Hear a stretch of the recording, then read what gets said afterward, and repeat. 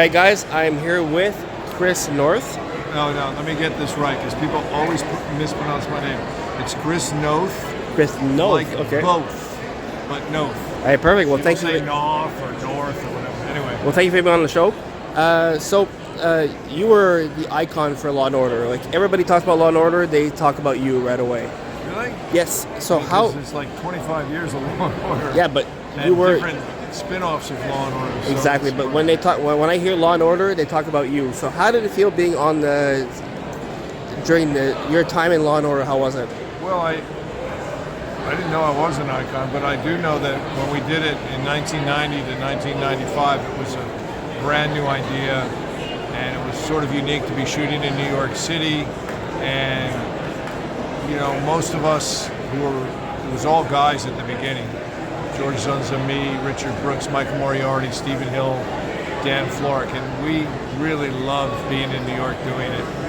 And we thought that it was really special because it was, I think it was a lot different from most network shows that have a lot of rules and regulations about what should be on the air. They tend to be a little more safe, and I don't think our show was safe. And New York City at that time was also extraordinarily gritty and interesting, and we felt very lucky. I really enjoyed those years, and I really felt the show was special. But by the fifth year, I sort of saw where the wind was blowing, so to speak, that it was a procedural, and they were going to really double down on the idea of it being a procedural instead of a character-driven story, so to speak. And even though the procedural was built into it, but it sort of didn't depend on that necessarily. It was really remarkable. So I hope I'm not too long-winded about this. It was my first big break, and I'm happy that it happened in New York City. Awesome. Now, you went from that to Sex and the City. Not immediately, but I started Sex and the City, the pilot, in 1998. And you were known as Mr. Big. 1990, yeah, the Mr. Big character came on the scene. So how did that come up? How was that being Mr. Big on Sex and the City? It was a meeting that my agent at the time, HBO, didn't have any of the sort of prestige that it does. It had prestige, but it was sort of a artistic channel that did a lot of different things that not everybody had. HBO, not every network and cable were much more ubiquitous. So it was like, do you want to go in for this part? And I thought, I don't know. They said, oh, it's this little comedy. You don't have to go in if you don't want to. I said, no, I'll go in and meet. And I went in, and Darren Star was there. It's funny because Darren later in an interview said, it's a good thing I didn't see Chris in Law & Order. I never watched the show. Because if I had seen him in Law & Order, I never would have cast him in this part as Mr. Big, which I understand, which I'm happy because they're two very specific and different characters. No one seems to have gotten that about my career.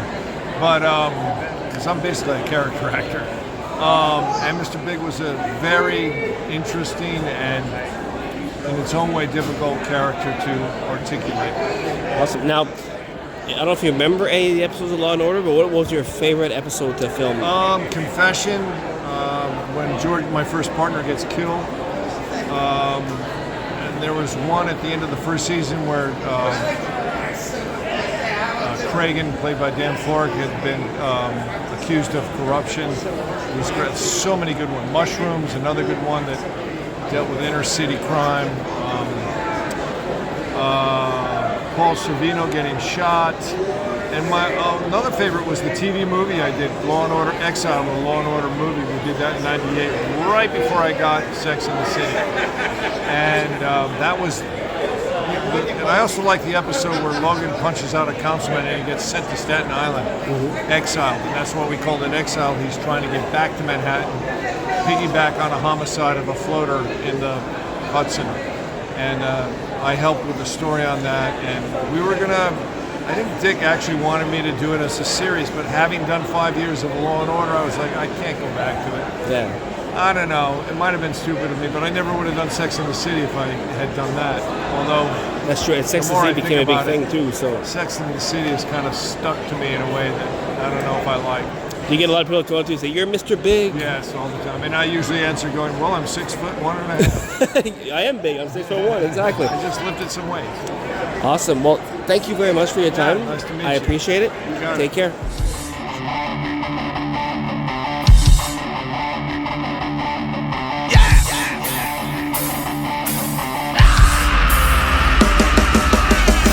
Straight from the shadow of the